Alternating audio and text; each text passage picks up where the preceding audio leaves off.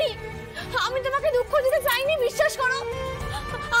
আমি বলছি কিচ্ছু হবে না, মন্দিরের কিচ্ছু হবে না, আমাকে একটু ভরসা করো না। ও রোহিণী দিদি, ভুল বুঝছো আমায় রোহিণী দিদি, আমি চাইনি তোমায় কষ্ট দিতে। আমি কেন করলেন এটা? কেন করলেন শ্যামলী? মন্দারকে সারেন্ডার করতে কেন বললেন আপনি? আর আপনি তো আমাকে কিছু জিজ্ঞেসও করলেন এই ব্যাপারে, কেন করলেন? শ্যামলী, আমাদের কাছে কোনো প্রমাণ নেই, কিন্তু যেটা দেখি আমরা মন্দারকে বেকসুর খালাস করাতে পারবো, কিন্তু পুলিশের কাছে প্রমাণ আছে।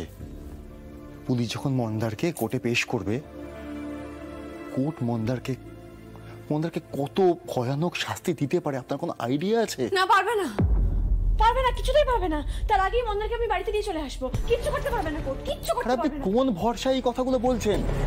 আমি তো শুনলাম মন্দারকেও আপনি বলেছেন, ওকে ভরসা দিয়েছেন। আমি কিছু তো বুঝতে পারছি না শ্যামলী, এই কনফিডেন্সটা আসছে কোত্থেকে আপনার? কিছু না, কিছু না, কিছু না।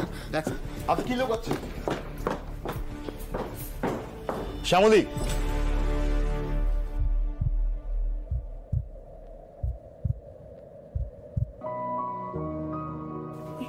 ঠিক আছে, তাহলে শুনুন।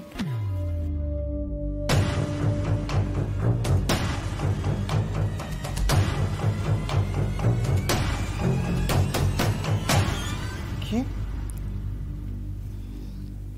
আপনি কিন্তু শ্যামলী, আপনি আবার আমার বাড়ির লোকজনদের সন্দেহ করছেন।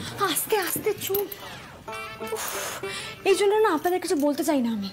কিছু বললে একেবারে হুজ্জুতি করতে শুরু করে দেন, এত গলার জোর। না, কিন্তু তাই বলে এটা। স্যার, সাবধানের তো মান নেই, সাবধান হতে দোষ কোথায়? আর আমার সন্দেহ যদি ঠিক হয় তাহলে স্যার দেখুন, আমি আপনাকে বিশ্বাস করে কথাটা বলে দিলাম। এবার আপনার কথা রাখার পালা। কোর্টের রুম পর্যন্ত আপনি এই কথাটা কাউকে বলবেন না। আপনি জানেন সেটা কাউকে বুঝতে দেবেন না। আমার দিব্যি রইল স্যার, কথা দিন আমায়।